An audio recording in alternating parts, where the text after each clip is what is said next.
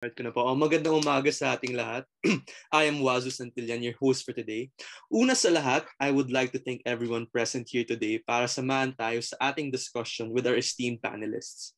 Anyway, I hope nakakain na kayo ng breakfast. At this point, I would like to introduce our moderators this morning. Kayo guys. Kent and Ange.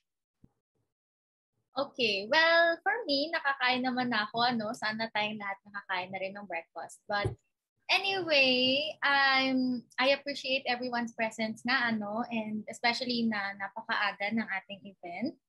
Pero ayun, rest assured we'll learn a lot from this brown bag discussion. And ayun nga, nakapag-start na din tayo. So there's more to come nga naman. And how about you, Ken? Nakakain na din ako kanina. Actually, I'm very excited for our topic today, University LGU collaboration. Like Doc Atienza elaborated earlier, ang laki ng potential ng Quezon City at University na partnership. At saka exactly because ang lapit-lapit lang din ng NCPAG sa sa mga government offices. Kayang lakarin lang actually. Kasi NCPAG na yung dulo ng UP Tapos andyan lang yung nasa elliptical road lang ang mga national government agencies at yung LGU. So hopefully I am very excited for today na makapag-reach tayo ng parang concrete or practical plans of action para matupad natin yung dream for University LGU collaboration because all over the world, nakikita din natin yung ganitong mga trends. So, yun lang. Thank you very much din for our speakers for accepting our invitation today. Oo nga, Kent. Through this, sana we must see the roles of undergraduate students, faculty, and universities in coming up with innovative initiatives as a driver of governance evolution. And today, identify practical next steps to advance Quezon City's future through University LGU collaboration.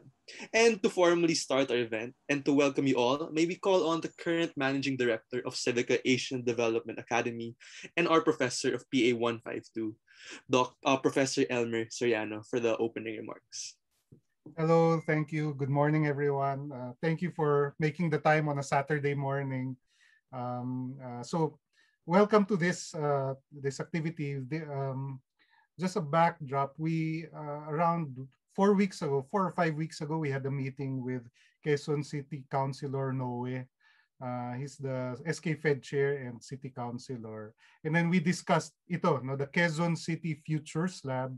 The idea there is that the universities in Quezon City help invent the future of Quezon City from semester to semester.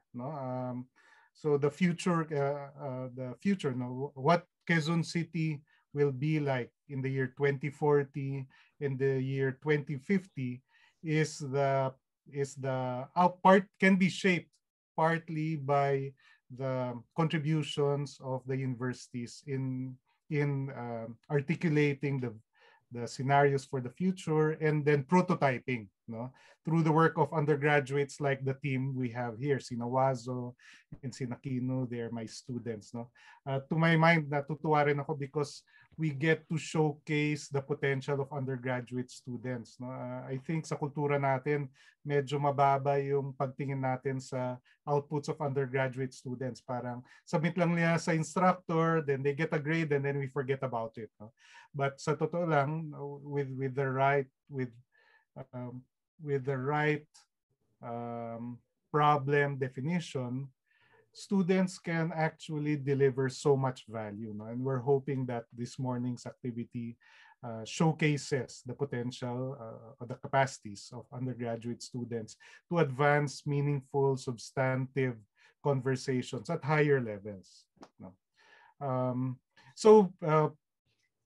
Welcome to everyone. We have, I don't know, Wazo, if you made the time to for the participants here to introduce themselves, but I invited some friends from other universities, so I hope we have the time to introduce everyone. Okay, sir. So welcome everyone. No problem, sir. Thank you very much, Prof. Soriano, for that insightful and thought-provoking opening remarks. Again, may I call our moderators this morning, Angela and Kent. The virtual floor is yours to introduce our panelists today. Before the introductions, can we do a round of introductions of the participants, just so we know who is in the room? It's a small group anyway.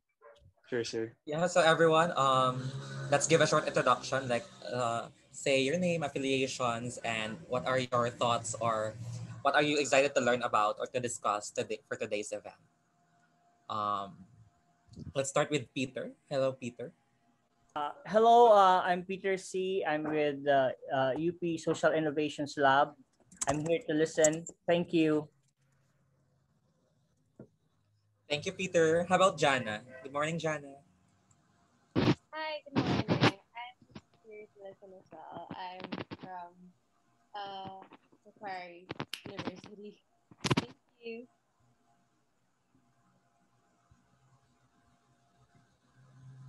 All right. Thank you for that. Good morning naman po, Miss Rachel.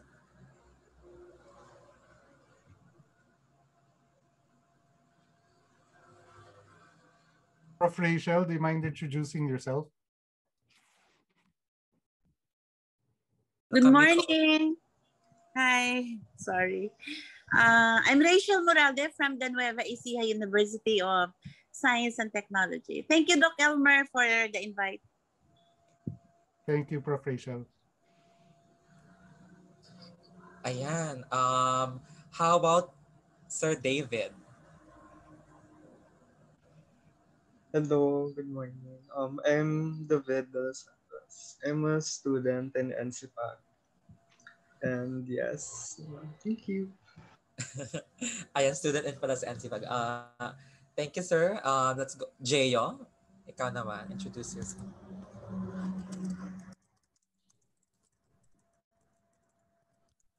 Hi guys, JO or whatever you want, 152 class, and I'm part of.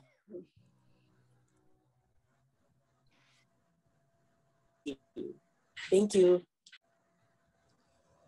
Thank you for that, Jeyo. Kino, introduce yourself. Tapos, what are you excited to learn today?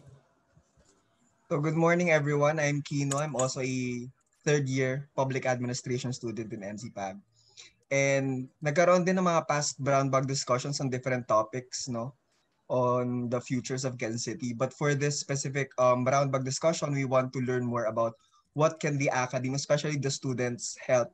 What can the students do in helping advancing the vision of Quezon City and NCPAG for the education futures in Quezon City 2050? Thank you. Yes. Thank you, Kino. Ira naman. Hello, Ira.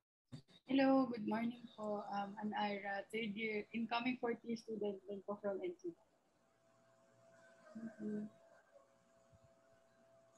All right. So, I think that's it. And what we have left our speakers. So, we'll introduce that. Angela. Thank you, Ken, for helping us introduce yung mga kasama natin today. Pero ayun na, we'll proceed with our panelists. So for our first panelist, she is the president of Quezon City University. She was the former vice president for academic affairs and dean of the National Defense College of the Philippines. Her research interests include human rights and development and the informal sector. So let us all welcome Dr. Teresita Atienza. Thank you for the invite. Thank you, everybody. It's good to be with you on a Saturday morning. So, as usual, now that we have online classes, we multitask. So my staff are there outside in the garden for the beekeeping, bee farming lecture. And I said, Thank you, ma'am. We'll just discuss later. Yes. So for our second panelist, he is assistant professor at the National College of Public Administration and Governance, a UP-NCPAG, and the current college secretary and the director of the Center for Public Administration and Governance Education, or CPAGE. He teaches courses in research methods, organization studies, and local government and urban affairs. And his specializations include human resource management in the public sector, public management, public sector leadership, organizational behavior, disaster management, e-government, international and local governance, and democracy. Let's give a warm round of virtual applause to Dr. Reginald Ogadan. Good morning, sir. Hi, Ken. Good morning. Morning. Magandang umaga po sa atin lahat. Sir Elmer, thank you for this invitation. And looking forward for maybe discussion later on. Maraming salamat. Thank you. Thank you. So for our third panelist, she is the Dean of the Graduate School of Public and Development Management of the Development Academy of the Philippines.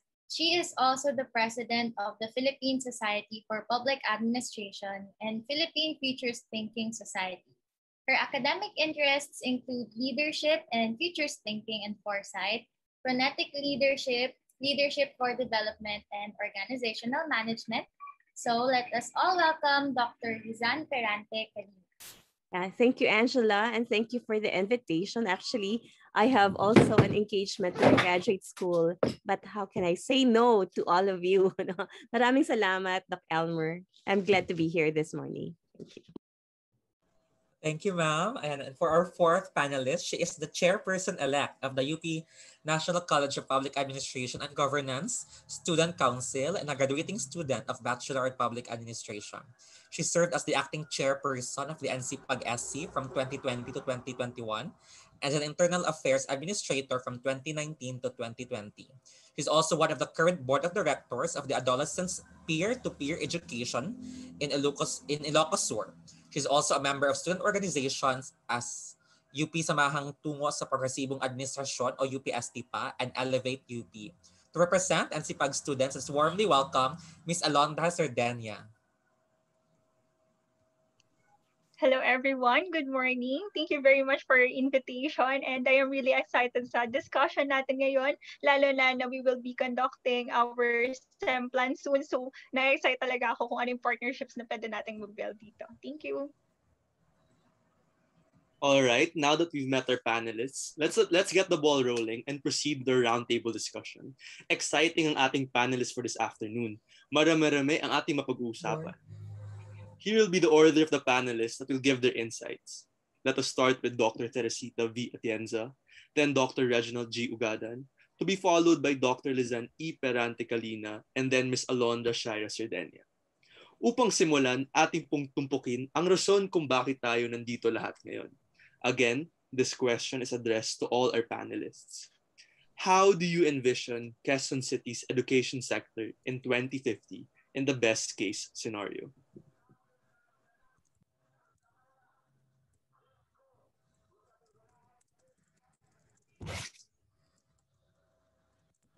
You may start na po, Dr. Teresita V. Atienza.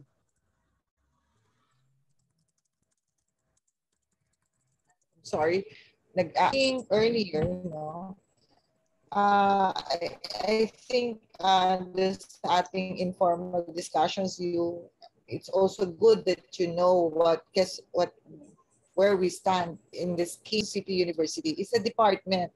We're considered a department of Quezon City government alongside the Civil Registry, Education Affairs Unit, and so on and so forth. However, we're really glad that finally, hindi lang naman Quezon City University ang ni-recognize ng CHED.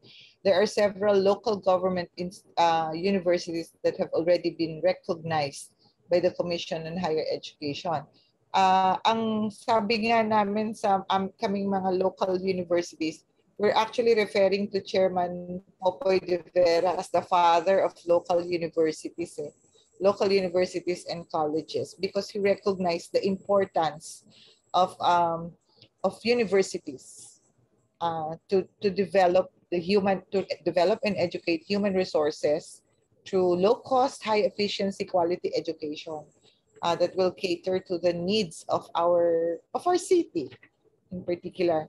Right now, what we're doing in Quezon City, for Quezon City as a university, we've been engaged in research.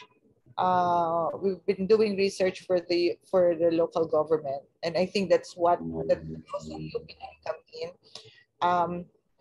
Quezon City's target for Mayor Joy's target for Quezon City is to be a smart city. Sa DTI competitive cities, Quezon City is a Hall of Famer. It's a Hall of Famer already.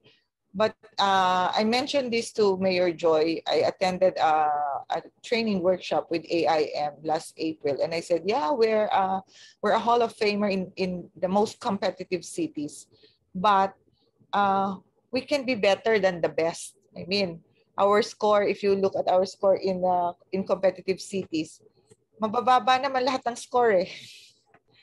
Yung sa scoring ng competitive cities, I just don't know how we will fare in the pandemic or how most cities would fare in this pandemic. So there are, I think, 11 criteria. And how do we improve? Well, we are already the best. How can we improve that? Kasi our ratings are still low. I mean, anong high grade sa inyo, di ba?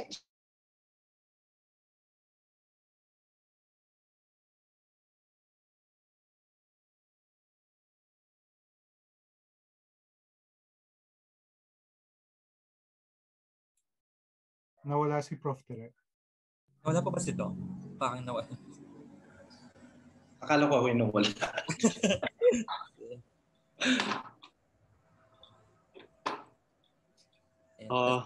Habang wala po si Dr. Teresita, Dr. Reg, pwede na po kayo magsimula. Yeah, sige.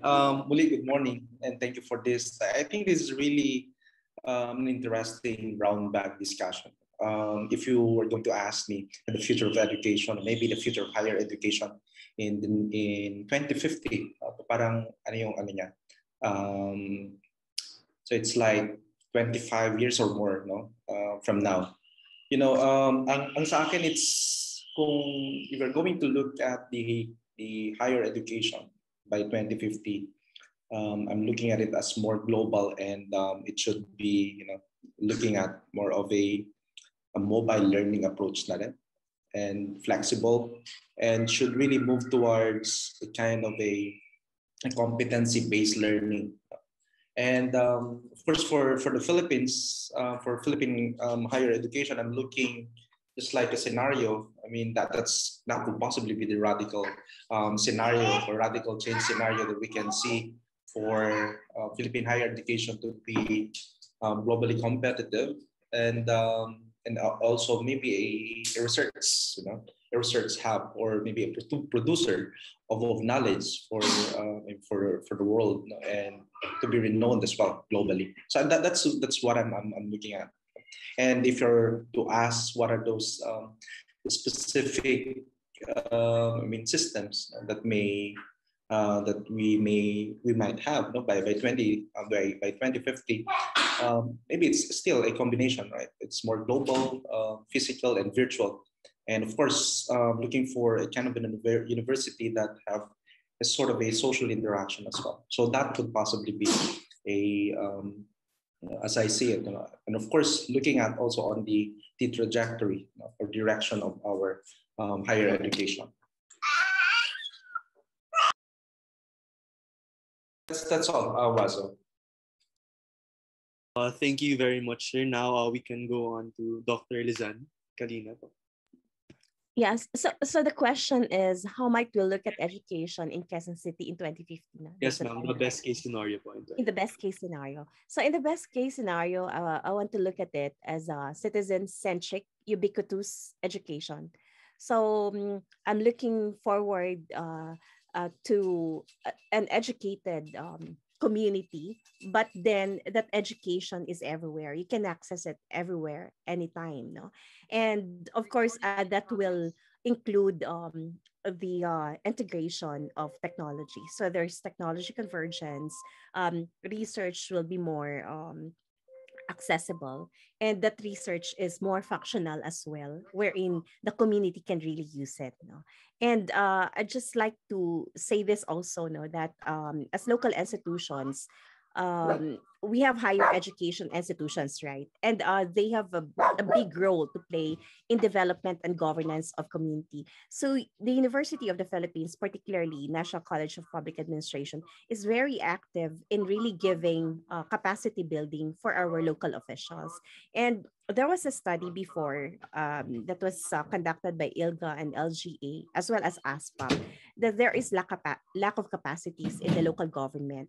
So with that lack of capacities, the higher education institutions, our SUCs, for example, and local universities, have a great role to play in really, educating our leaders. And as mentioned earlier, and also in the Constitution, the requirement really is not for you to have a graduate degree program or for you to have finished your college degree. So we have many leaders who are not really educated. So what are we going to do right now in the academe? No, we have to continually capacitate them in order for them to be functional and to render services that is efficient and merong tatawag na social equity, nandun yung values. And another thing is, of course, yung pag-include ng leadership. Leadership, kasi that's the biggest handle that we really need in governance. So if they are not equipped with leadership skills, then no matter how many tools they have, failure pa rin yun, it will not spell out a strong institution. So in 2050, they are all educated. It is citizen-centric and ubiquitous education. Thank you. Okay, salamat po, Doc Lizan. Nakabalik na po ata si Dr. Teresita Atienza. Pwede niyo po ituloy yung sagot niyo po kanina. Yeah, I'd like to see education really being at the center of the ecosystem of governance. Our role to play is not just delivering high quality, low cost, efficient education that really caters to the human resource development of our city. But I'd like to see that our educational institutions play a role as think tank of our local government. Yun nga, I mentioned earlier, and Dr. Lisan also emphasized the fact that the Constitution does not state that our leaders are educated. They're just natural born citizens, 18 years old. But, governance is so complex nowadays. It's a complex world we live in. There's so much required for a chief executive of a city. You have to do human resource, financial management, and all of this.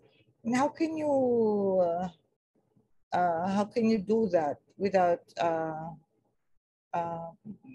proper education, so to speak? So that's why I mentioned in our earlier discussions, there's a need for educated governance.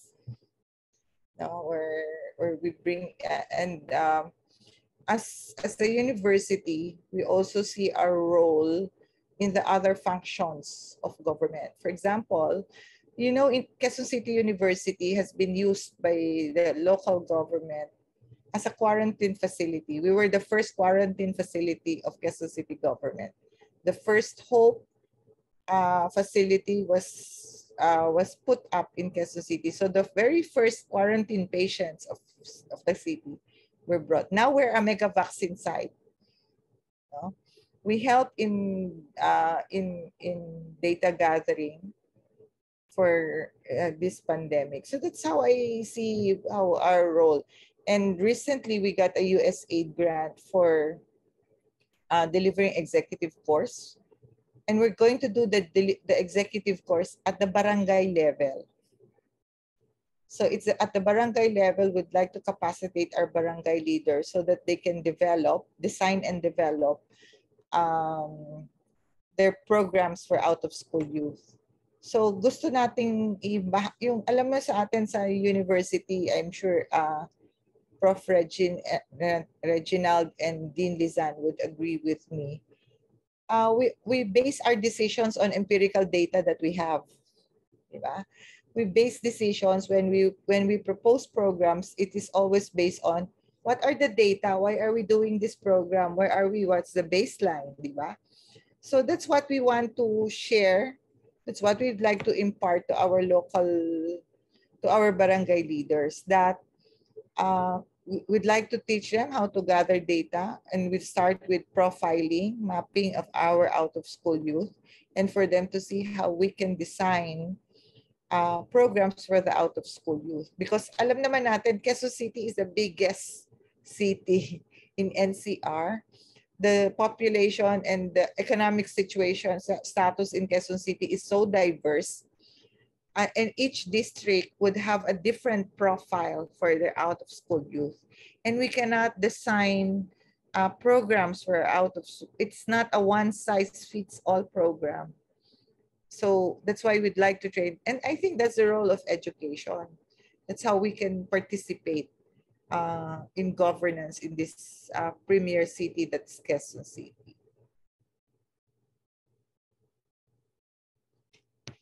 Thank you. Thank you po, Dr. Now we can move on to Alondra. Okay, thank you, Wazo. So, sa mga sinabi nila kanina, no, napapaisip ako na, or okay, this is the future that we want to envision. But then, asan yung mga kabataan dito? What can we play, or how can we take part in achieving all this, or this future that we want? So, dito, no, ang na-envision natin is that students will be the leading innovators in the public sector. And dito pumapasok yung youth-led, kumbaga, na pag-create ng in-crafting different programs, projects, and activities na we are not just passive, kumbaga, na nag-observe lang tayo ng programs from our SKs, and nakikita talaga natin yung potential ng ating sangguniang kabataan and in partnership with our students. Kasi sabi nga ni Doc Elmer kanina, we can see the potential of our undergraduate students, diba? Like this, what you are doing right now, na brown bag discussions, this will really play a great role in achieving this future that this best future, diba, best scenario na gusto nating achieve. At ayun yung gusto nating makita na students have really that role to play. Now we are already leading even though we are still studying. Also, if I may add, pwede ba? So if that's, I think it's a discussion naman, ano? Just, sa futures na unahan mo na si Din Rizal dito. So we are actually looking forward, of course, trying to, if we want to have future, for example, that's 2050. Yung role nga ng kabataan is really, really important there. And we want to bring a kind of a future that represents the aspirations of all Filipino people, of the whole. Kaya nga, hindi lang to that's why we had a discussion dito sa Fiesta of Imagination of Phil Futures, and we are talking, we talk about anticipatory governance. And yung anticipatory governance na nga yan, tinitingnan what is the future for certain sector, what's the future of the Philippines, or maybe the future of education by 2050. It should not just be the perspective of those politicians or the experts. If we want to have really a future that represents the aspirations of the Filipino people, it should be a future that represents, right, the whole. So, paano natin gagawin yun? So, syempre, there are different strategies that we may, of course, governance strategies that are already available to us, right? In public administration, of course, in NCPAG, you've learned the public value creation, right? When we talk about moving towards public value creation, we're asking for a sort of a collaboration that people should co-create, right? That people are empowered, right, to participate in decision making. People are engaged, right, towards producing value, something, right, public value for themselves. Right? So, ito yung pinag-uusapan natin lagi-lagi. Ano ba yung mga mamamayan natin? Yung mga mamamayan ba natin ngayon, or the youth, ano ba sila? Mga passive receivers pa lang ba sila for now? Or are they just acting, or they are not doing anything? What's the reason? Possibly, there's an issue of competence there, right? That's why yung role nga ng academe is not to capacitate them, right? Just like what we're doing now, it's really a great move, of course, of capacitating you, letting you understand your role really, right? Once you're capacitated, now you can possibly later on move towards that, from competence transfer, sinasabi ko lagi, to activity transfer, wherein you're taking your actions as your own, right? So kung ngayon, medyo passive receiver pa tayo, unti-unti natin i-move towards that, towards that activity transfer. By then, you could actually predict, right? Sa research, sinasabi namin yan, you could actually predict that you are contributing towards the public value creation. Hence, now you are towards that kind of perspective, right? Na you are joining actually the discussion, the discourse, right, that defines your future. Yun yung ano natin yun yung laging sinasabi. No? So it's actually, the slogan that we've been carrying sa Phil Futures, yung Hiraya Manawari. Right, that is why we want to the aspirations, the hopes, right, should be represented by the whole. That's why one of our vision is that to democratize futures thinking, right, to democratize that kind of thinking, right, your imagination, and that to have your imagination, your aspirations to be part of that. And we want really to merge yung policy making with this strategic foresight, strategic thinking, and aspirations of our people towards the kind of vision that we want for our people, for our country. So, medyo siguro for now nakikita natin na it's more of a conceptual discussion. But I think I can see now the how it's really reflected, no? How it's reflecting in the reality now. So, simulan lang yung discussion, simulan yung discourse. No? I think this is a very good start, right? That we will move, of course. Later on, it will be a movement, right? Movement wherein people will really move towards a sort of, pushing public value creation, pushing something that's really represents the aspirations of everyone. That's of course for me as a public administration professor and scholar. I've been moving towards that kind of direction. That's why I joined that Field Futures Thinking Society within design, of course, and some colleagues that we want really to bring what we're doing, right? Policy making and everything. It should be connected to some way, right?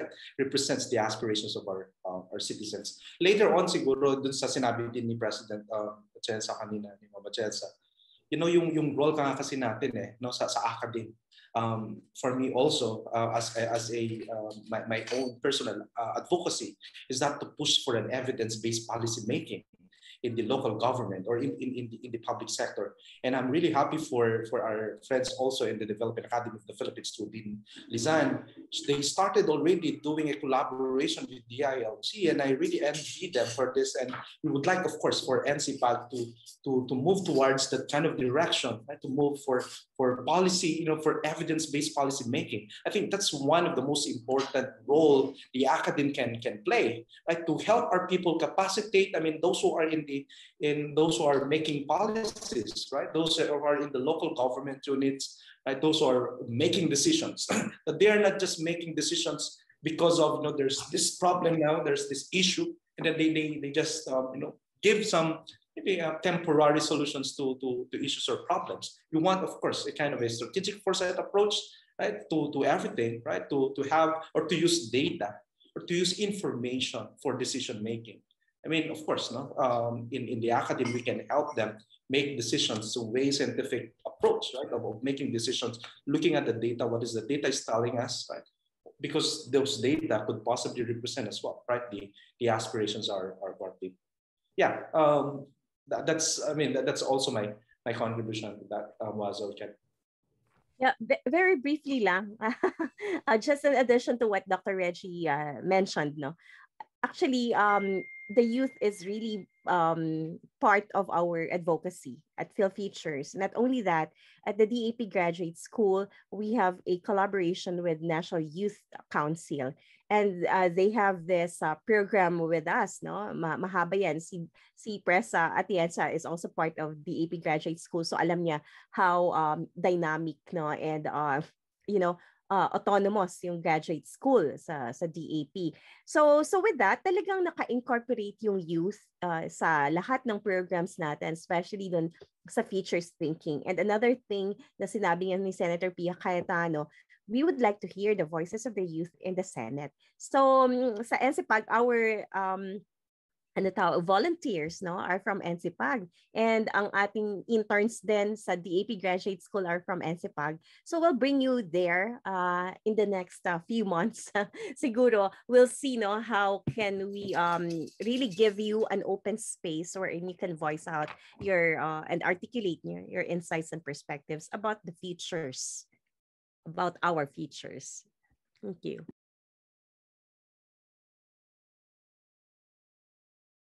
Thank you, Dr. Lizan and Sir Reggie and everyone sa panel natin for your insights kanina. Yeah, I agree so much, no, na yung universities, hindi lang ang laki ng role niya sa pag-mold ng competence at ng character ng mga students natin, ng future labor force. At the same time, may role din yung universities sa community development at governance. Kaya nakikita natin na very important at maraming opportunities for university LGU collaboration. So I guess po yung next question namin is, ano po yung current collaboration with your organization, with your institutions, with the academe or with the government? So for example, kay Dr. Atienza, kay President Atienza, with the government and with the QC University or with the QC LGU and UP and other universities, kay Dr. Ogada naman and kay Dr. Kalina, with your respective organizations and the government. Ano po yung existing government LGU collaborations at saan nyo pa to po nakikita to expand further in the future? So I guess mag-start po tayo ulit kay President Atienza. Ma'am, naka-mute po ata kay ma'am. Ayan. Actually, I was surprised na when I became university president. Ang mindset ko ng university president ay ililid yung university to the attainment of its vision, talagang education. But then, yun nga, kakaiba yung personality ng isang local government, ng isang local university and college like us na run by the local government. Now I realize I'm part of the public employment I'm part of the public employment sector office. So kasama ako doon. Kasama din ako sa local economic investment promotion. Sabi ko, pati sa economic promote, parang ganon. So nakikita ko that they look at the university also for tasks like this. No? So talagang at hindi lang education, yung education must be linked to employment and also to creating businesses in the city so that others can be employed. That's why we're part of, ito yung partnership namin. Like for now, we're going to be launching next month the 1 million startup challenge in Quezon City University. So we're going to be giving, Quezon City government is going to be giving 1 million per startup, up to 50 startup companies. So the students would have to pitch for their startup. No? They would have to pitch for their startups. And then kami, as Quezon City University, we're going to be the initial stage of the competition. So getting all the entries, entrepreneurship and IT is our flagship. So faculty members, our resource persons will act as judges. But the final judging will be that these startups will face angel investors. So baka kasi yung mapipili namin na bibigyan ng 1 million ng Quezon City government, mayroong mag-invest ng, sige, tataya ako dyan ng 2 million. So 3 million na yung puhunan ng aming startup. So that's how we're engaging with them, even in creating jobs and in creating enterprises in the city. We're also part of the task force on capacitating urban communities for peace and development. So ang task naman namin doon is to prepare Youth Summit on Leadership for Peace and Development. Dito ko naman nagagamit yung experience ko sa DAP Graduate School where we partner with yung ating mga estudyante sa Masters in Public Management, Major in Development and Security. So, kasi while we're in the city, we're not free from terrorism and NPA issues pa rin. So there's a budget that was provided by DILG to the city to capacitate urban communities for peace and development. So we've done a course in Mindanao, the whole of Mindanao, when I was vice president for the National Defense College of the Philippines. So we've done a course in Mindanao during martial law where we brought together military, the police, and the local chief executives. Pero ang sobrang taas noon pag sinasabi mo ng urban communities. So ako naman, I value the barangay so much. Ako, I find so much value in the barangay kasi yan yung magde-deliver talaga ng services eh. I'm sure you have different perspectives as students of public administration. But for me as a person, hindi ako public ad eh. Nakita ko kasi dineliver namin sa mayor, tsaka yung mayor, tsaka yung governor. Alam mo yung mayor, fortunately for us, yung mayor ng isang town sa Cotabato who attended, I graduate ng NDCP. So alam mo yung ginawa niya pagbalik niya? In-echo niya yung training ko na dineliver sa kanila na 5 days. And Doc Elmer, we did bridging leadership ha. Yung in-espouse ng AIM na bridging leadership. We brought bridging leadership to all of these mayors in Mindanao. Alam mo yung estudyante namin na yun, tinatawag niya yung lahat ng barangay doon sa munisipyo niya. At saka yung military at saka yung police na nandoon na Tapos binaba niya yung course mismo. Parang in-echo niya. So and that is what we did. That's what we do in Development Academy of the Philippines no? Lahat ng stakeholders, same training para pag binaba niyo yung service sa baba ay pare-pareho ng you have a common language, you have a common idea. So binaba niya sa that's why I said ang believe ako sa magagawa ng barangay. So laging in my mind when we do training, and that's where you can play as students, as undergraduate students. Kasi kayo very steep pa kayo in theory. Very steep kayo in theory. Tapos I like the idealism of the young. So you can infect our barangay leaders with your idealism. You can test your theory if it's working there. Go to the barangay, test the theories if it's working there. And how do you tweak these theories to the concerns and to the current situation on the ground? Marirealize nyo, iba ang nasa libro na inaaral natin, pero makikita nyo rin dyan na may value yung nasa libro. Pag ginawa nila yon, tama ang magiging resulta. Makikita nyo yung principle behind the theories that you see in the book when you see them. That's why I hope I'm not pushing the cart ahead of but I hope we can do a collaborative work, no? And nakikita ko kasi yung role ko as the University of Quezon City to bring us together. I'd like to form a service learning unit in the university. What do I mean by a service learning unit? Kayong third year, meron na kayong maganda na yung foundation nyo ng mga public and governance. You have the theories. Come to this service learning unit so we can bring you to the barangays. Diba? Serve them. Diba? In your capacity as students and what you have learned, serve them. Then go back to us in the university. Tell us what you learned. Tell us how you felt serving your community so that we can improve the delivery of our courses as well. Yung future generation of public administration graduates, di ba? Because of the students participating really on the ground, ma-improve yung ating curriculum, ma-improve natin yung syllabus natin so that then we have outcomes, graduates, di ba? Who have already the practice as they are studying. So yun yung pangarap ko sa Quezon City University where we can all play a role. It's not just going to be a service learning unit for our university, but I'd like to, kasi wala nga kami public administration, although I learned from CHED, pwede pala kami magbukas ng public administration kasi walang moratorium. Walang moratorium. So pinag-iisipan ko talagang mag-offer nun, pero hindi ako mag-create ng college baka sa professional schools para pa-partner na lang ako kay Dr. Reg. Di ba?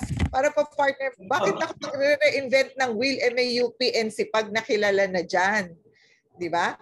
Hindi ko na kailangan ganyan. Ang kailangan ko, mag-double badge tayo, sir. QCU, NCPAG. Di ba? Kami yung service learn, kayo yung theory, kami yung dun na sa ground na ililink na namin with the barangay. Why? Because we are government. Diba? Yun yung nakikita kong future. This is the excitement why I really was excited to join. Sabi ko, kahit ano pang schedule na yan, iusog natin to be here. Because I'd like to sell that idea. That as students, alam nyo, as students, medyo mahirap nating abutin yung councilor, yung mga vice mayor, kasi may sarili silang galing eh. Pero yung barangay level, I think we can do a lot of change. Diba? If we do a good infection of what we know in the barangay level. Tapos let's do it from this level going up. Going up, diba? So we have good barangay leaders who will pitch to be councilors later, vice mayors, diba? Congressmen and Doon tayo mag-concentrate. I think that's doable for us as students. Yun yung and then I'm thinking let's form a collaboration of higher education institutions in Quezon City, diba?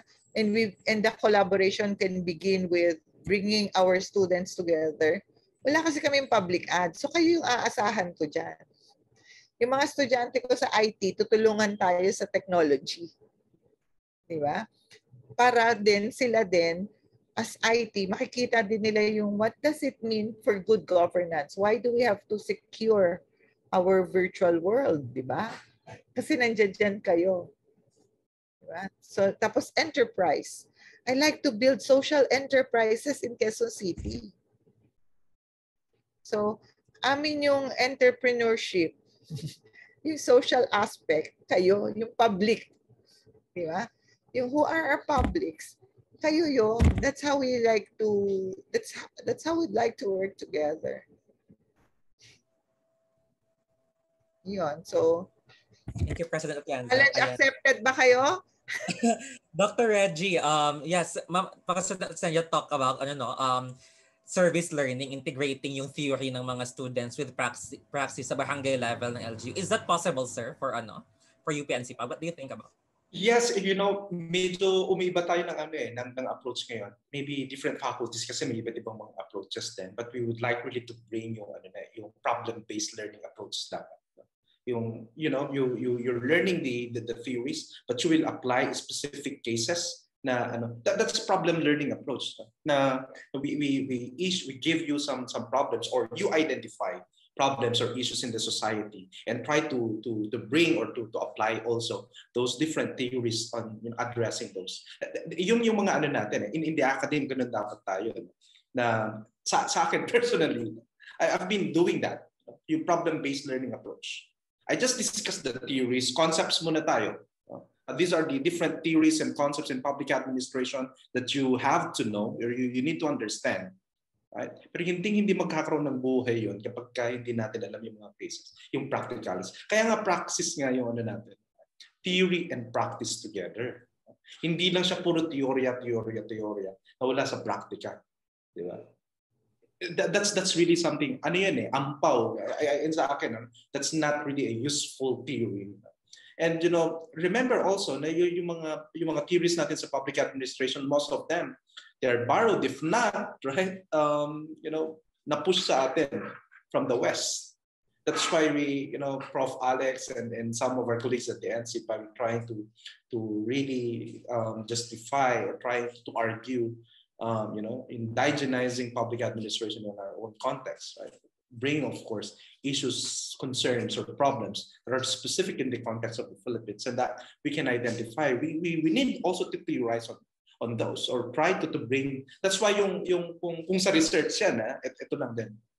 For you, of course, you are PA scholars and students. Kung na-observe nyo mga cases lagi, case analysis, quality yung approach ng because we want to theorize, we want to contribute on that particular discourse in public administration and the relevance of PA in the Philippines, in public administration education in the Philippines. Right? So kung dun sa mga natin, it's really possible, Ken. You learn the theories, try to look at what are those specific cases or problems na kailangan nating address because those theories are supposed to be models, sinasabi natin, right? That we could possibly identify what are those factors, dimensions, or components that may predict or that may be a factor that may contribute to a certain outcome, right? Yung result. Right? So, tinitignan nga natin yun yung ganung connection, nung ganung mga. That's why yung sinasabi mo nga dito, problem-based learning or PBL, si Dr. Chensa, I know, she knows very well. But that's how I do in my class, personally. That's how I do in my class, a problem-based learning approach. And I believe some of your professors also in NCPAG teaching PA theories, hindi lang naman puro teorya yung pinag-uusapan. They also look at those specific, how these dimensions. Si Dean Dizan alam na paano ba natin pinapakita yung NPM? Ano ba yung mga reflections niya? What are those values? For example, we're talking about NPM values. Napaka-ano niya, di ba? Pero paano ba siya nagre-reflect sa Philippine bureaucracy ngayon? Si Dean Dizan, ganun lagi ginagawa niya. Kinoconnect niya yan. I just remember one discussion that we had with the doc also, na pinag-present yung mga estudyante na identify yung mga different practices or practical, that reflects those theories. We need to understand them. Are they really relevant? Yun pa yung question sa atin dito eh. These are theories that we are learning, but the question is, are they relevant now in the modern, in the contemporary situation or context of public organizations or public management? So you need also to ask yourself of that. May mga ganong discourse. Is scientific management applicable na ba or hindi? Right. So, yeah, a lot of discussions coming out already, right? And nag-iiba kasi, no? Remember, again, right? The theory may stay there, but the context, the environment, the macro environment, or the contextual environment, if you may, it's changing. Napaka-ano ngayon eh. Diba? Yung pandemic, ano bang naging nito? Madami siyang it actually challenged, right? It challenged the agility of our public organizations. It challenged also existing theories in PA and public management. Are they relevant? Is scientific management or bureaucracy, right, relevant pa rin ba sa ganitong konteksto? Now we are moving towards that kind of public organization. The future of work, right? Are we still going to maintain, right, the buildings, to physically report to work? Yung mga ano na yan. So work from home, right? Government process reengineering, right? Ito na yung pinag-uusapan natin, yung innovation, right? These are our PSIs, or public sector innovations. And we need really to take this opportunity if you are going to ask me, right? This phenomenon or this situation is actually kind of a perfect condition also for public sector innovators or those who want to move for reforms, to take the opportunity for this time. For example, really pushing forward, the adoption or the full implementation of e-government and e-policy in the country. So yeah, so that's my take there, Ken. Medyo napadami yata ako na sinabi. Okay. Sir, elaborate ko lang, no? Kasi usually sa mga classes ng NCPAG, may mga case studies naman. Pero usually, like, di ba, medyo dulo ng semester. At saka, feel ko din, ako personally, feel ko na-cut yung experience ko kasi mga 2 semesters nasa remote learning ako. So not really much options, no, for on-ground, tinitingnan yung on-ground. Whereas before na may mga classes na nag-visit talaga kami sa mga departments ng Quezon City Hall. Pero yung sa sir, yung idea ni Dr. Atienza na yung problem-based, yung term kanina na problem-based na education o na learning. Anong tawag, sir, about it? Problem-based PBL. Na nasa barangay level. Kaya ba yun, sir, ma-integrate ng NCPAG sa NCPAG na curriculum na yung mga courses may ganon, may kasamang application talaga at the end of the semester na ito yung problem na nakita namin related to the course at ito yung proposal namin na solution, ito yung learnings natin related sa course. Kaya ba natin yun, sir? Kasi hindi lahat like parang for example sa akin siguro like mga two classes lang at most a semester yung may yung may learning. May related dyan. So yung conversation namin with Councilor Noe Lorenzo was, what if we set up the Quezon City Futures Lab? Diba? It's a lab about the future of Quezon City. No? Tapos yung problem set ng departments, iba ba to sa lab? Diba? And then bilang lab, we run experiments, we run prototypes, we distribute the problems, and then the experiment yun, isa-submit mo yung lab, yung results ng experiments or ng prototypes back to the problem owners, which would be the departments. No? So ang pinag-usapan namin, there are 17 SDGs. There are 169 SDG targets or indicators. So madami. Pero madami naman tayong universities, di ba? May UP, may Ateneo, may Miriam, may PSBA, may St. Mary's, may QCU. So we are not short of students looking for lab projects to work on. And then Quezon City, being the biggest city by population, we are not short of problem sets looking for intelligent approaches towards solving them. No? And then kung yun yung space that the Quezon City Futures Lab provides, how might that function? How might that interface not just with UP and CPAG, but UP has a College of Education, diba? May College of Social Sciences.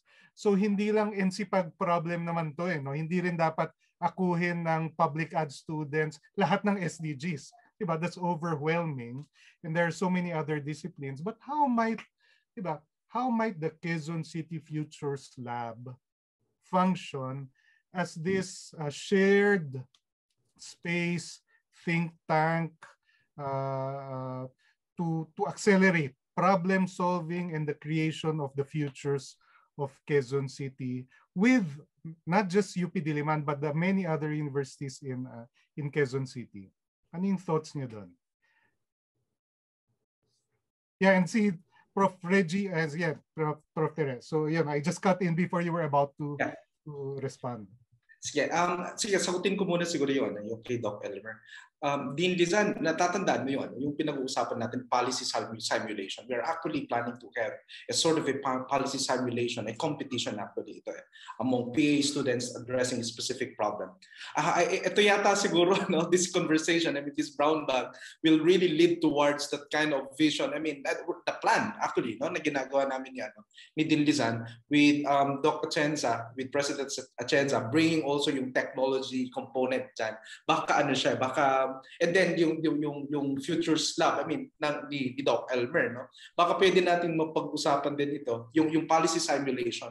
It's, back in South Korea, I was really actively involved in the policy simulation, addressing issues before it sa South Korea, bringing different perspectives. Lahat yan, no? Hindi lang PA perspective, siguro other din. Because of course, no, yung issue naman, it's multi-dimensional, multifaceted, kailangan mong i-address yung iba't ibang issues nito.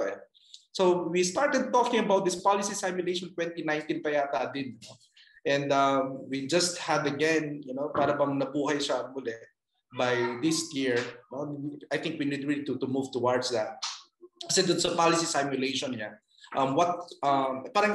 we have this problem, right? We have this specific problem. This is the policy that could possibly be that could possibly address that. What could possibly be the changes, right, or contributions of this particular policy? What are those indicators? And we could possibly identify, right, what are those scenarios? Actually, alternate, or maybe what are those controlled scenarios, right? And then we compare them. And then we bring solutions. I think that could possibly address, no, or help us, or maybe bring also, right, the relevance of what we've been discussing in the PA, right, what we've been discussing to address specific issues. Policy simulation could possibly be an issue, an approach, right, that we can really take. I think NCPAG in partnership with QC, with Ma'am Atienza and Dean Lizan and Sir Elmer, yung futures. Yung sa CBCA, I still remember our discussion yata back in 2019 pa yata. No? And I really like the idea, hindi lang po yata kasi tayo nakapag-usap. And I think this will will be a perfect opportunity since you are part already of NCTAG, Sir Elmer, to have this policy simulation or the idea that you have, and let's bring all our our students, right, from DAP, from all other universities then to participate in a policy simulation having this particular problem or issue. I think that's a must and fun. I mean that's what I'm also thinking that we can do for this one. Back to Ken's point a while ago, is it possible? Yes, Ken. No, it's possible to bring really that perspective of problem-based learning approach, no, in our curriculum. In fact, ngayon, no, ang NCPAG kasi ang maglilid ng pagde-develop ng national roadmap for public management, administration, and governance education, no, and it will review the whole curriculum, and it will, of course, have the next 5 years. Ano yung magiging itsura ng public management and administration governance education in the country. So that's what we are working now with JED. JED actually have funded us. They gave us a fund to work on that project. And of course, we would like to bring all those initiatives or innovations, right, to make our PA education or public management, administration, and governance education relevant to our society. No, na hindi tayo lumilipad, no? Dapat laging-lagi ang sinasabi ni Sir Alex, lumalanding, no? I really like that I mean that idea, a word from our PA rock star, no? Sir Alex, no? Bring, hindi lang siya puro teorya, dapat lumalanding yan. So yeah, actually that's one of my I'm heading actually the team. I am the project leader of that, of developing that national roadmap for public management and administration education, and we'll bring that really a problem-based learning approach. And it's hindi lang sa Pilipinas no? In the United States, in other countries, specifically, yung pinanggalingan ko kasi, I'm sorry to have that, yung sa South Korea, public administration students or public management students are well involved sa mga local governments, sa mga issues. For example, you can think of problema lang sa garbage. Paano kaya yung effective na collection ng garbage? Students are doing policy simulations, thinking on how to effectively have that, to resolve that issue. Sa Busan, ang problema nila noon, napakatindi ng traffic every holidays kasi concentrated lahat ng mga mamamayan na pumunta. And pinoproblema nila ngayon dito, yung traffic. Now they gave that issue, they gave the data, kaya nga sabi ko dito, ano kayong role, there was a question anong role kaya ng local government? Please open the data for us. And then let's do the analysis. No, yun yung pwedeng give us the data kasi ganun yung ginagawa nila. They open the data, then ibinibigay nila sa mga universities, then nagsa-policy simulation sila. Then and then they get what is the perfect solution for the problem. So ganun yung nila, problem-based and yung approach lagi. And then if you can see lahat ng mga discussions on may mga cases. May mga professors din, mga professors, they discuss the concepts, theories, and then they ask the students for projects. Right? Pero weekly presentation ng cases. Students identify those specific issues or problems and then apply those particular theories. You provide alternatives. What are the pros and cons in the public sector? Among these alternatives, what's the best? Siyempre, may scrutiny na yan ng professor mo, may scrutiny din ng mga kasama mo, co-learners mo, yung mga classmates mo. And most of the time also, the faculty invites an expert also on that particular area and they critique yung case analysis. So, of course, yung application, sa atin kasi sa academe, hindi natin talaga may iwasan that we, on those different practices, nag-i-issue na tayo, ano kayang ginagamit nilang dito? Ano bang teorya nila dito sa ganito mga proseso na to? What are these theories? What are those available theories kaya na ginagamit dito? And then you learn the theories. No? You need to understand those theories kasi it provides you those different factors that may predict an outcome or possibly the impact later on. Right? So ganon. No? I think there's hope also, Kent, to bring really that kind of perspective in our public management, administration, governance, education in the country. Have more of a problem-based learning approach. Thank you, Sir Reggie. Gusto kong i-carry over kay Dr. Liza at kay Alondra yung discussion about service learning and Quezon City Futures Lab kasi nakikita natin yung possible talaga na pwedeng may ambag ng mga students to policy simulations, to policy recommendations. Kasi ako, ang dami ko actually kilala na from NCPAG na tumutulong sa mga mga business ad students, sa mga case studies ng companies na for Paymaya, for Unilever, etc. Tapos bakit wala tayong ganon for kasi may opportunities for case studies sa private sector madami. Pero sa public sector wala masyadong ganun so far. So, Dr. Lizan, Alondra, what do you think about those ideas ni President Atienza, ni Dr. Agadan, at ni Sir Elmer ni na-share kanina? Yeah, ano yan, very very functional yan and possible talaga yan. Ako kasi mag-isip, walang imposible. Lahat yan posible, no? That's why easily we can do the practical application. And I would like to emphasize that yung academic side very powerful, especially sa public administration, no, sa SEPAG. Based on my experience, I handled classes on PA 209, no? So ethics yon, but naka-incorporate yung frenetic leadership. One big output na nangyari doon is the application of frenetic leadership sa LGA. So ano yung mga activities natin that we are in collaboration with local government units. So yan yung frenetic leadership knowledge-centric organization, naka-cascade yon all over the country through the local government academy. Kasi may estudyante tayo from local LGA. So ginawa nilang isang program yan 3 years ago. It was successful and until now, ginagawa pa rin nila, no? Naka-incorporate pa yan. Another is CLRG. Sa NCPAG, diba, we have the Center for Local and Regional Center dyan. I remember, kasi NCPAG naman ako, no? I remember we have a certificate course for barangay leaders. 3 years ago din yata, before the pandemic. So, ang daming collaboration actually ni NCPAG sa local government units sa Quezon City in particular. Very active yan. And si then Mayor Herbert, president ng Alumni Association yan. And Mayor Joy right now is very active din, no? Meron din collaboration with UP NCPAG. So yung yun, isa yun, ano? Sa PSPA, for example, so lahat yon local governments din yan in partnership with local government academy and DILG. So DILG is tapping PSPA, the Philippine Society for Public Administration, dun sa kanilang pag-evaluate, no, ng mga seal of good local governance and among others. So it served as a technical collaborator. Sa DAP, ngayon, no, sa graduate school in particular, sa graduate school, we have the DILG-4A. Isa din to sa mga advocacies namin ni Doc Reggie. No?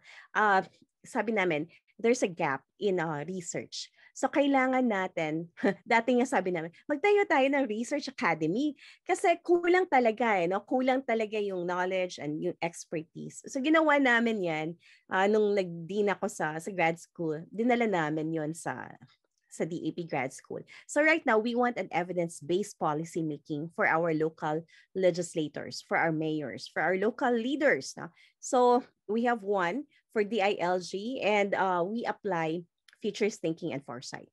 So nagkakaroon sila ng mga scenario planning doon for Calabarzon, for Region 4A. What else? Ang dami mostly kasi talagang local governments yung partner with DILG.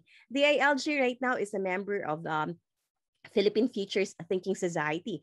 And we are looking at the implementation of the Mandanas ruling. So isa yon sa mga ginagawa namin sa Field Futures right now. So the establishment of Futures Lab in Quezon City is a very remarkable idea.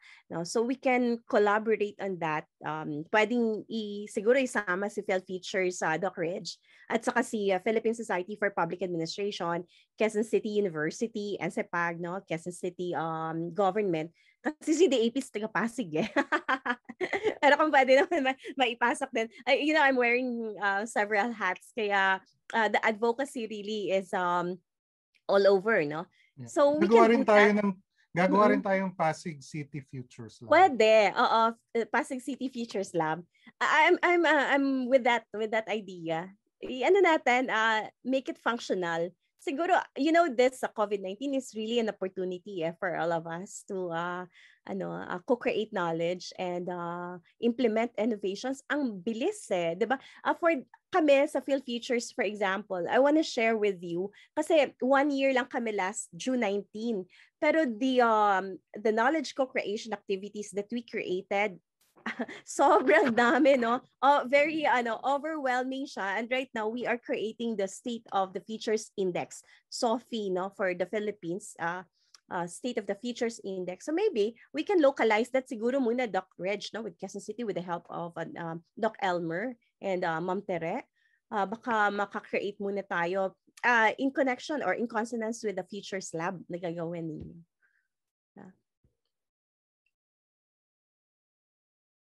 I think Ma'am Tere is saying something. Naka-mute ka, Ma'am.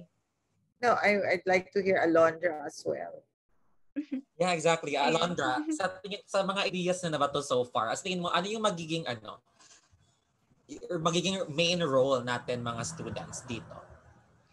Actually, Kento, yung sinabi nga ni Dr. Atienza kanina, gusto nating sabihin na yung student councils natin and student organizations have already been actively partnering, di ba, with our barangays. Yan, mga basic masses integration na ginagawa natin, educational discussions, and at the same time, yung on-ground participation natin, di ba? And meron din tayong ginawa before na yung government laboratory headed by Francis Abog before. So, nagkaroon ng policy making competition. And dito nga, yung sinubmit natin, no, yung mga nanalo sa ating Senate actually. At yun sana yung gusto din nating mangyari sa ating mga LGUs. And ayun, yung pag-give ng policy proposals for example, at nakita nga natin na yung organizations natin sa NCPAG alone, nagkakandak sila ng voters education sa ating mga barangay, donation drives for example. And dito din, Kat, no, madalas nga na sa NCPAG, totoo yung sinabi mo na kada subject natin, meron talaga tayong ginagawa na parang mini thesis kumbaga, no, sa pag-assess talaga ng different processes ng mga barangays and national agencies also. So ang sa atin lang, instead of having this one-time event kumbaga na mga ginagawa natin, pero ang question for me is that how can we keep this conversation going na hindi lang natatapos sa pagpasa natin sa loob ng classroom, hindi lang siya dapat natatapos sa isang event lang, kundi paano natin ipagpapatuloy na meron talagang open communication. We have this feedback also from them, from these agencies, from these local government units. And ayun, sobra ako na-excite sa sinabi nila na about idea of futures lab, service learning units, policy simulation, yung problem-based learning approach. I think this will really help din sa pag-encourage and pag-market ng public ad as a degree program sa ating mga high school students. Oh my God. Ayan, exactly. Yes, sir. Sir Elmer, sige, comment. May follow-up ako doon kay Alondra, no? Kasi tama yung point niya, no? Students, you enroll for 1 semester and then you submit, you complete, and then you enroll in a next course, no? So naturally, mapapatid yung project mo, no? And conceptually, the lab could be a platform that could provide some continuity, no? Kung kunwari may Quezon City Futures Lab, it's a partnership, say, between NCPAG and QCU and the different departments of Quezon City, diba? Pero ang implication nun is that it is the instructors who will provide continuity from SEM to SEM, no? Of course, the students, pwede mo rin bitbitin yung portfolio mo. Sabihin mo, Prof, I did this project on solid waste management last SEM. May I pursue this in this PA1 whatever this SEM? No? So the student can provide continuity. Pero how might the NCPAG instructors provide that kind of framework para may ongoing conversation nga? Kasi nakakapagod rin for QC department officers, diba? Parang, hay nako, estudyante naman, hingi naman ng data, hindi naman nagre-report sa amin, no? It's the instructor who can provide continuity from SEM to SEM. But would NCPAG instructors be willing to enter into a multi-year conversation with, say, a counterpart in Quezon City Sanitation Office or QC, DepEd superintendent, para may continuity, para rin yung instructor yung nagtatahi-tahi from last semester's projects. Kunwari, Future of Education, kausap yung DepEd, di ba? QC DepEd. Last sem may mga projects. Next sem dapat may ideally may build up, no, para hindi yung ulitin lang next sem yung ginawa last sem. Parang ano yung nakita niyo, how might the college provide that framework so that may intentional build up, no? At hindi parang pabalik-balik to square one for each semester. I guess there's a question to yan, to the other professor. Kasi sa akin, no, being an instructor, inisip ko rin yun, no, yung how might I do that, but how might we institutionalize that same NCPAG and QCU? If I may, Thank no, you, Sir Elmer. I'd like all the points, the varying points of view that we are bringing here. I think we have the structure. The structure is here, no? There's Futures Lab, Quezon City University. There's UP NCPAG. The other structures could be private and public universities and colleges in the city. So nandun yung structure. I like what Alondra said. Nakita mo talaga yung value ng voice ng mga estudyante dito na from subject to subject, may pinapagawa sa amin, nag-immerse naman kami. But after the immersion, what now? Yeah, that's what Kent and Alondra and the others are nodding to. Tapos, I agree with Sir Elmer, Professor Elmer, na pwedeng ang magtahi-tahi nito is a faculty. But also, walang obligation na ganun yung faculty.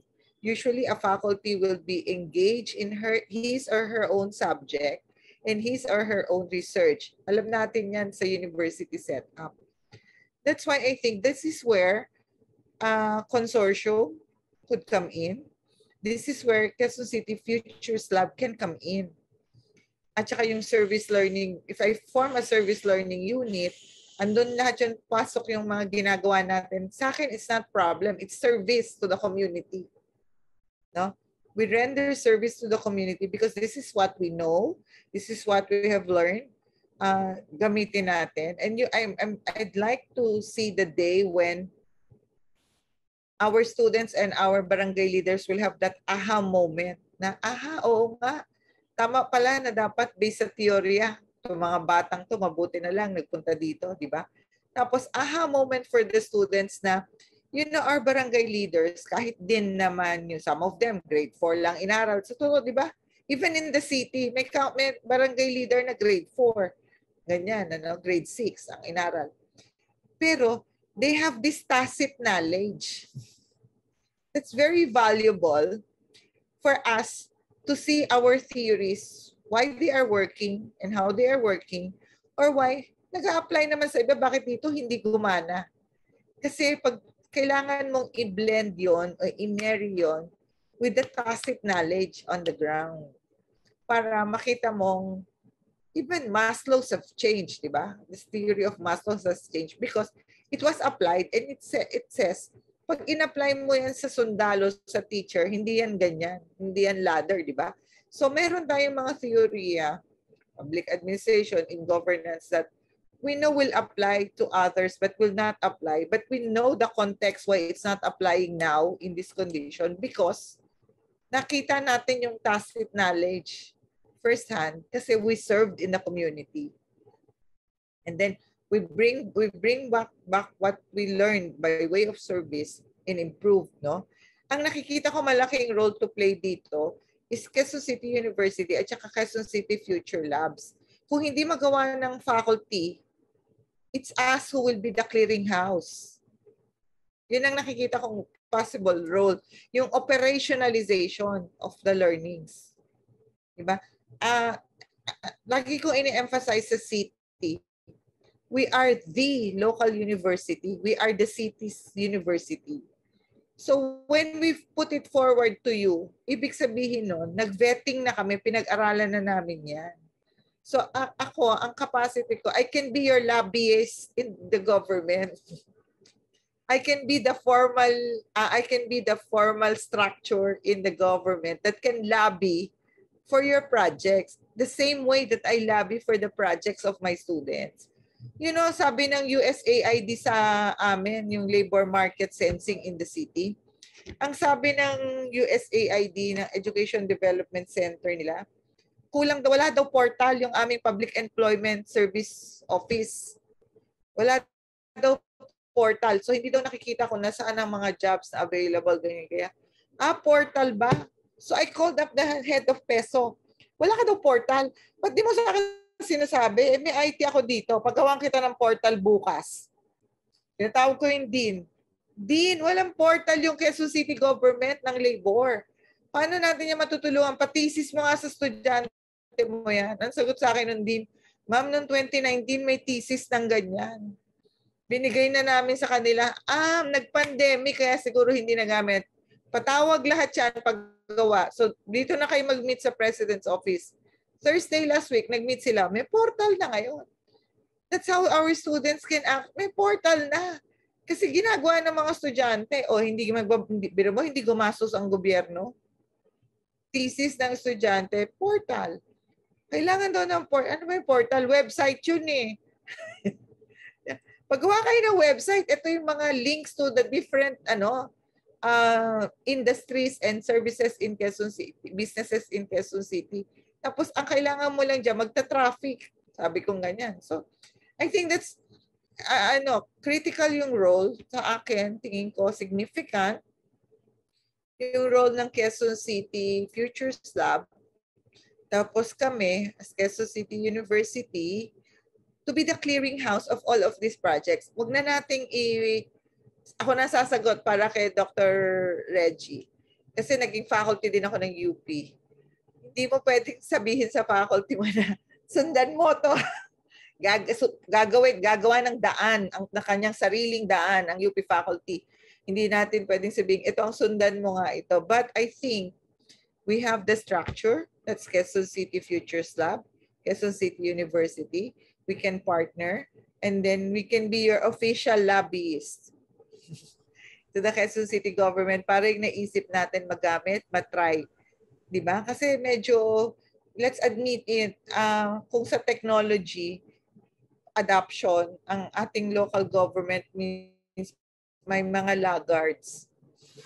Yung ba, wait and see muna, tingnan muna natin na experiment nila bago kami mag-a-adapt. No? But now, that's why I said earlier, I'm really happy to have joined local government at a time that I have a mayor like Mayor Joy. No, na very easily would adapt to technology, is willing to innovate, is willing to take that risk, diba? To see to it that there's something good for Quezon City. That Quezon City is the best. Parang ganun yung nakikita. That's how I read her, ha? Mind you, that's how I read her from my interactions with her. We meet twice a month in as an executive committee. So hindi ka pwedeng tutulog-tulog sa executive committee meetings. Kailangan ipe-present mo yung mo. Tapos all of us have the opportunity to comment on the projects of all the departments. All of us have the opportunity to say, I'm looking forward to one executive meeting and I can say, there's a Quezon City Futures Lab. And we have met with NCPAG, and they're willing to help us. Diba? They're willing to participate in our activities, or they're willing to work with the local government. I'm just looking forward to that meeting that I can say that. Maybe on Wednesday. Sige, call tayo dyan. Yes. Hello po, ayan. So, ako, gusto ko lang po personally, I am really very excited about this kasi feel ko sobrang valuable for us public administration students at mas magiging resilient, competent kami in the future after graduating if talagang rooted kami on practice during our academic life. So, yung ko po dito, naisip ko so far is siguro yung Quezon, Quezon City Futures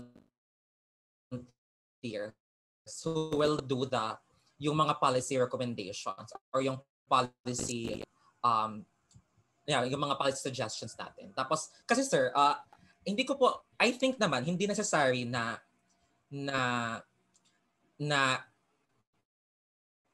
directly connected sa namin yung mga so far sa lahat na nakikita kong NCPAG students very active on organizations. Hindi naman yun siya related sa academics.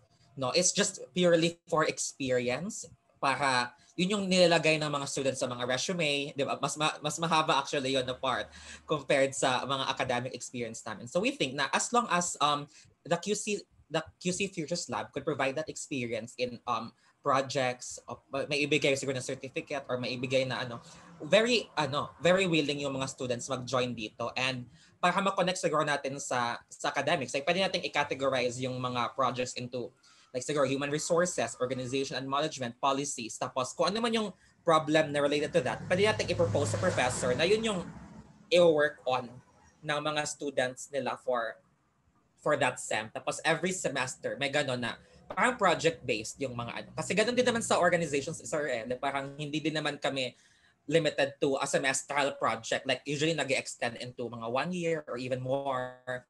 Basta ikaw yung may ownership ng project na yan. And yun naman, pwede mo siyang malagay sa resume after project head ng ganitong And siguro if ever, ma'am, President Atienza, like yung mag-partner yung QC Futures Lab, si Futures Lab, yung parang sa role ng mga volunteers o yung mga mag-make ng policies. Tapos yung QC University, yung link ng QC Futures Lab sa government sa pag-provide ng mga programs or ng mga problems or mga agencies na kung saan makakatulong kami, parang gano'n.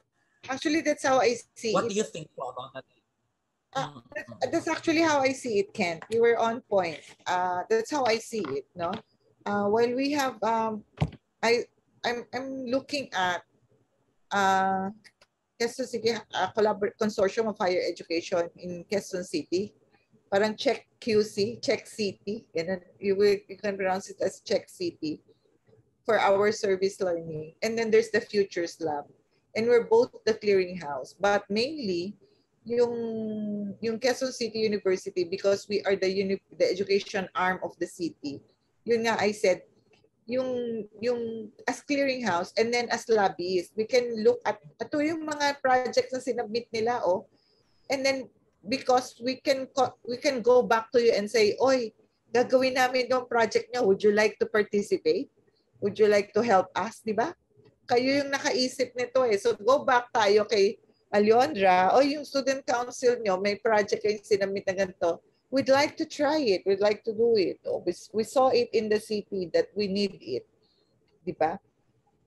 I think that's the value of the local university in this arrangement, no? Kami yung nakalink directly sa gobyerno Yes po. So I always emphasize we are the University of Quezon City Government. So because we are we are private to the needs of the city. And ang laging nila pagka may education, may training, kami nga ang laging sinasabi. Alam mo, pagka may mga needs for training, sasabihin agad ni Mayor May, Dr. can we have data analytics? I said, yes ma'am, we look for partners to deliver that. Dr. can we do technical writing? Kasi and for the staff here,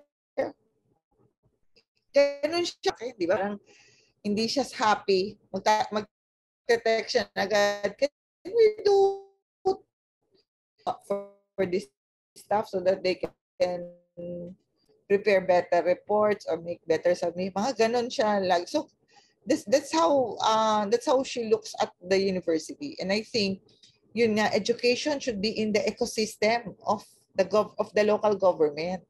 Hindi tayo taga-produce lang ng human resource. Part tayo ng ecosystem nila na alam nila they can rely on us. And once we show that we are reliable, they will always call to us for their Yun yung maganda sa education, di ba? We have that level of prestige ba yan or reputation na Hindi natin mababali ang sinasabi ng education. Research-based yan o kaya very ideal yan. Meron ganun. So, but there's value to it. Yun yung, that's I'm excited and that's where my excitement is coming from. Because it's, sabi nga ni Ma'am Lizan, hindi sa akin, hindi pwede sa kanya imposible. Lahat possible. Diba? But it's really, it's not just possible. It's not just possible It's really within our hands already. Ang kailangan, it's really within our hands. Ang kailangan natin mag-handhold. Kahit na in a pandemic, kahit na virtual handholding. Yeah? Para makarating sa gobyerno. And, I tell you, very adaptive yung Quezon City government ngayon. Tapos, very participatory. Yun talaga. And if you want to participate, you just throw it to them. Pag nakita nila yung value, they adapt. Alam nyo, itong example ko lang personal example ko. Di ba itong vaccination? Ang hirap natin ng vaccination nung March, April. Una, limited yung vaccines. Pangalawa, there's vaccine hesitancy. Kulang yung health workers natin kasi bago yung bakuna, yung quarantine pa, tsaka yung overloaded na ospital, right? So I said, I just out of the blue, I said, alam nyo, yung mga homeowners association natin, yung mga villages na gated, ang daming doktor dyan, ang daming nurses. Pag dinala mo dun yung bakuna, mabakunahan sila, so sa kanila ng problema ang doktor at nurses. Diba? And they will take care of themselves. Alam mo, after a week, sabi sa akin, ayan, sinunod ka na namin. Magbabakuna na tayo sa Homeowners Association. Tapos sabi nila sa informal meeting, sabi niya, alam niyo ba kung sinong unang-unang Homeowners Association nagpabakuna? Corinthian, Green Meadows, yung mga mayayaman. Anong sagot ko? Siyempre, sila talaga ine-expect natin. Bakit naman sasaluhin pa ng gobyerno ang doktor at nurses nila? Ay, ang dami nilang doktor at nurse. This is participatory governance. Sabi ko ngayon. They have to work for themselves as well. They have the resources. Why should they burden government? Para yung resources natin nasa mahihirap, nasa indigent, nasa ganon, sabi ko. Yung mga hindi maaabot. Alam niyo now, yesterday we delivered 300 vaccines in my homeowners. And that's the second run. Nakatapos na kami ng first of 250 hanggang second dose. Kahapon, first dose ng additional 300. So sabi ko, tingnan nyo to sa it's a case in public in administration. Siyempre, nung una, kami-kami muna. Yung mga lola sa village namin, yung mga senior citizen, ganyan. 250. Pagkatapos nun, itong second job, nakikita ko na yung mga yaya na, yung mga drivers, yung mga security guards na lumalaki na yung circle. Meron kaming sobra. So yung negosyo, yung mga nagtatrabaho sa negosyo ng iba, these are economic frontliners na gusto nating maabot, napabakunahan na rin. So I'm seeing parang concentric circle na lumalaki ng lumalaki. Tapos iba-ibang homeowners hanggang dito sa mga private gated subdivisions natin, they take care of themselves already, di ba? That's how we are able to achieve population protection other than bakuna nights, protect lolo, protect lola, other than vaccination in the malls, di ba? In universities, mga ganon.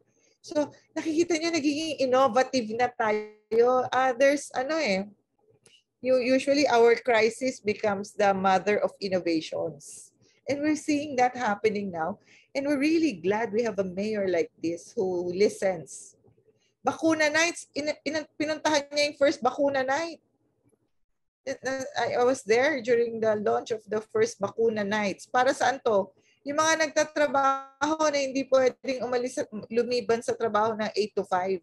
So 6 o'clock ang umpisa natin, hanggang 12 midnight tayo magbakuna. Diba? Yun yung so sabi ko parang pasar malam ng Indonesia, ng Malaysia, umiikot, diba? May schedule sa gabi ang bakunahan para I think we can do so many things because let's seize the moment that we have a mayor who easily adapts. and accepts yung ano. Speaking of seizing the moment, thank you for that. No, so nisip ko para maobserbahan. So this is actually my class, no, and we also attempted this as a learning experience. So my students are actually required to do this. My hypothesis was that they would learn from this, no, and that they would see with their own eyes how the future gets created from one conversation to the next, no. So I'll put my students on the spot. No, usually we end last 15 minutes of our class, my balcony session kami. No, basically they get on the balcony and try to analyze what transpired. Was there a change in the past 90 minutes or 75 minutes? Ano yung na-observe niya, so that they will have a sharper eye for how change happens, no? So tanin ko si Angela at saka si Kent, kasi kayo yung naka-spotlight, and then maybe your other classmates can chime in. In the past 75 minutes, did you see how the future of Quezon City moved kahit na konti in the past 75 minutes? Parang, did you notice how the future might have gotten created, or the seeds of the future might have gotten planted in the past 75 minutes? Kenton, Angela, and Kino.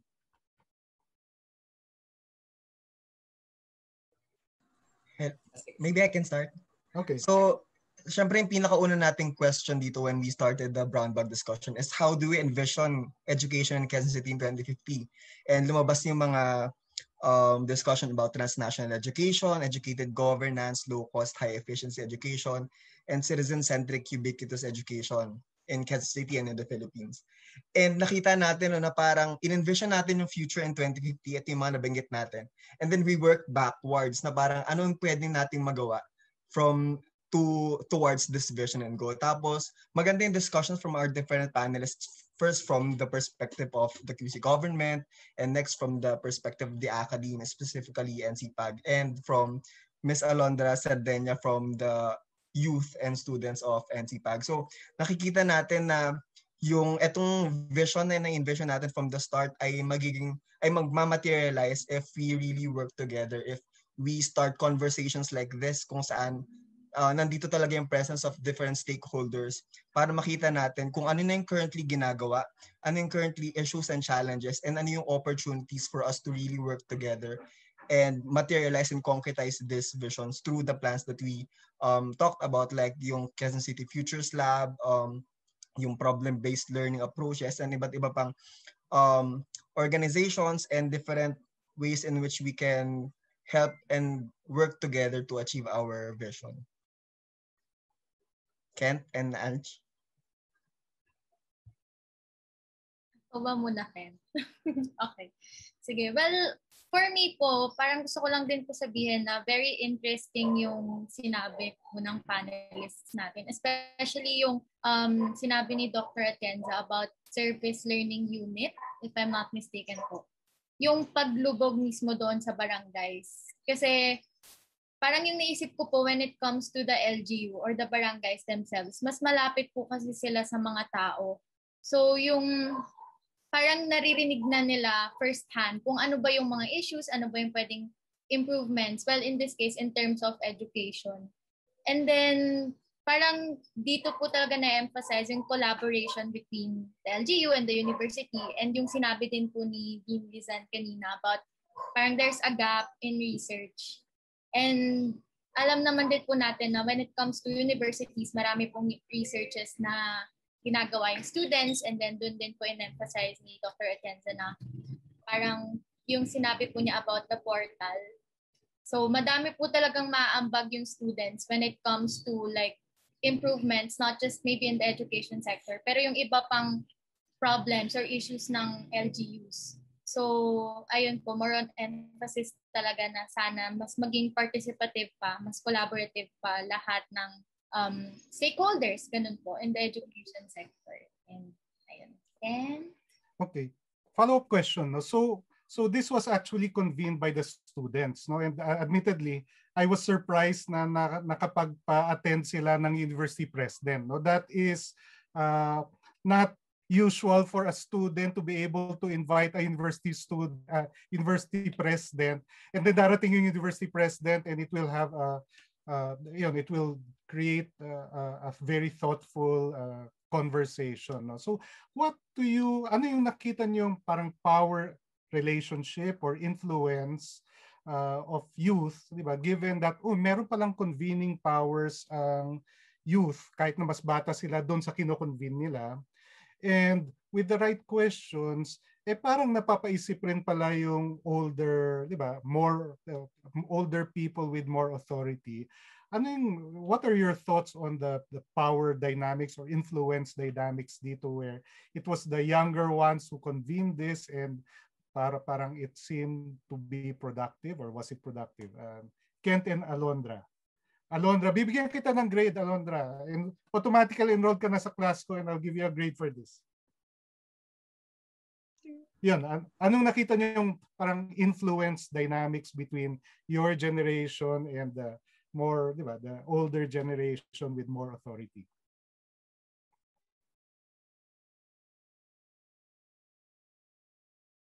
Ken? Actually, before Kent answers, no, ang letter ni Kent, ang iniimbita niya si Mayor Joy Belmonte. Hindi naman Okay. ako. Si Mayor Joy Belmonte ang iniimbita ni Kent. Sabi ko, bakit pinadala sa Office of the City Mayor, ini-email sa akin? Unang minessage ako. That's why it's good, diba? We have this kind of leadership in Quezon City. Pero mo, Viber message lang yung nakarating sa akin eh. Ma'am, may pinapa-forward po sa inyo si Mayor Joy na letter. For ano po ang sabi ng staff, forward sa akin. Pag-forward sa akin, sabi ko, anong ibig sabihin nito? Shall I join her as panel, or shall I represent her? Walang instruction whatsoever. That's why I called Kent. What do you want? Nagsagot ba sa inyo? Yun lang. And then sabi niya, ang professor niya si Elmer Soriano. Is this Dr. Elmer Soriano of AIF? Sabi kong ganyan. And you know, I remember you, Elmer, talking to me about this Futures Lab, and that you want the students where I was from before to participate. And noon, din lang ako. Ngayon, president na ako, Dr. Elmer. Kaya na nating gawin to. Kaya na nating gawin to. Noon, mahirap ibebenta ko pa sa presidente idea, di ba? So ngayon, but Kent, you can answer now. Yeah, to answer po kay Sir Elmer, ever since naman sir, naniniwala ako sa kakayahan ng mga kabataan. Member po kasi ako ng isang non-profit organization na entirely run by college volunteers. So nakakapag-organize din kami ng mga events na kasama yung mga department head ng mga national agencies, mga senator. So feel ko po, alam ko na po na kaya namin mga students yung mga challenges na binibigay sa amin sa class. And actually very lucky na kasama namin yung mga panel ngayon, kasi yung mga panel po namin, si Dr. Kalina, si Dr. Reggie, si President Tienza, very willing makinig sa mga students. So actually sa kanila po yung yung praise ko, dahil very willing sa makinig. Si Dr. Kalina po, she has a lot of mga NCPAG na mga students na she works with sa DAP and sa PhilFuture. Si Dr. Reggie naman, nagkasama na po kami sa CSEB. So, very willing din yung CSEB na makinig sa amin mga students. And si Dr. Atienza, actually, sir, na-shot din ako kasi sa mayor po actually, kasi nga University LGU collaboration. So, we sent the letter to the mayor. Tapos, one afternoon, tumawag sa akin yung chief of staff ni Mayor Joy. Tapos, kung pwede ba daw na mag-send ng representative. So, ma'am, medyo decision making po kasi yung kailangan. Kasi kailangan namin ng University LGU collaboration. So dapat hindi lang yung may alam sa University LGU collaboration, kundi yung kayang mag-commit kayang mag-commit in behalf of the LGU, parang ganon. So ang tagal-tagal na nag-follow up sa akin, pero nung follow up na, binigay po sa akin ng contact is si Dr. Atienza. And when we talk with Dr. Atienza, actually yung first call namin ni Dr. Atienza, parang mga 30 minutes or more na. Kasi nakapag-start na kami actually mag-usap about University LGU collaboration. So I knew back then, sobrang willing makinig ni ma'am. At saka, at the same time, nakita ko din po yung passion ni Dr. Atienza on really making this happen. At the same time with the rest of our panels na very apparent naman sa naging buong discussion natin on how they see University LGU collaboration and ano yung gusto nilang makommit para mangyari ito, sir. So, yun po. Okay. Ayan, So, sige, Alondra, dagdag na anong lang gagawin din mo po ngayon ako. bilang Student Council Chair? Ayun, sir, dadagdag na po kasi sinabi ni Kent na nag-agree po ako dun no, na sometimes yung willingness po kasi ng mga nasa authority natin, lalo kayo po na nasa position or nasa higher positions po, yung pagiging willing to open to create platforms for us, for the young people. Kasi lagi naman pong andyan yung mga kabataan and how you can take advantage of this idealism, kumbaga. And yung insert din po ng futures thinking itself, I think ngayon lang po na-introduce din ito sa NCPAG, sa PA 191 namin. And sobrang nakaka-excite po yung subject knowing na how it promotes yung diverse perspectives in achieving a certain future. And dahil nga po dito, sabi ko din noon bilang NCPAG student, parang masakit maging NCPAG student minsan kasi nakikita mo kung ano yung mga pwede mong i-improve, ano yung dapat na takbo ng gobyerno. Yet at the same time, parang nag-i-stop lang ba sa policy recommendations, sa policy proposals, paano natin isasabuhay ito? And dito po pumapasok yung pagbi-build ng collaboration with the LGU. And I think from the students part, lagi po ang gusto naming ang laging nagiging problema namin ay yung accessibility po doon sa mismong LGU, doon sa national government agencies. Kasi madalas din na sa mga students nga po, kaya hindi na po pursue minsan yung mga gusto naming topic kasi unresponsive yung certain agencies na to. And I think we can start by creating this open communication nga po, kumbaga. And natutuwa ko sa sinabi ni Dr. Atienza na magkaroon nga po ng na magkaroon sila bilang mga lobbyist, kumbaga, ng ating students and at the same time the Quezon City government. So at least there, we are assured already na, ayan guys, meron na tayong tatanungin, meron na tayong kakausapin kung gusto natin mag-conduct ng certain researches and iba't ibang topics na to. And ayun po talaga, nakikita ko yung conversation na to na magli-lead to more programs and projects in the future wherein na-realize talaga yung role ng ating mga students. Thank you, Alondra. Ayan. So for our last question. Kasi ayaw naman natin na naging discuss or parang wish list lang natin, wishful thinking, University LGU collaboration. So ano po from your end to our panelists, ano po yung final nyo na say kung ano yung magiging role or may ambag nyo para mangyari na or ano yung willing nyo i-commit for the next days, for the next weeks, next months para mangyari yung mga na-discuss natin today. So let's start kay Dr. Atienza. Na-mention niyo na po Dr. Atienza kanina pero last elaboration na lang. Ayan. Siguro in one word, I will champion this.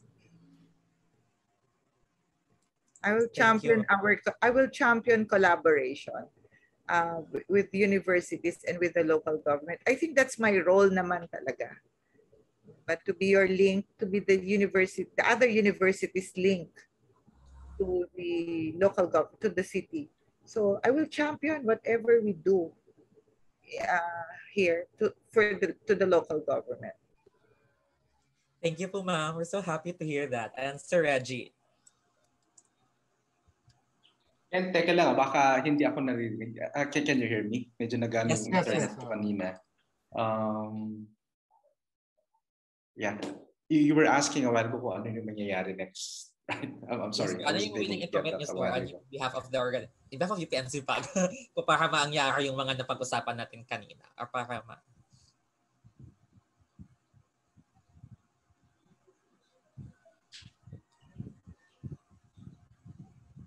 Were you able to hear me, sir? Hello po. And if I may, pwede si Diliman muna and then I'll follow. Just need to fix it. Hindi ko okay. Dinlizan. All right. So as to commitment, no? Ako kasi I saw the governance gaps eh. Mahirap banggain yung system, no?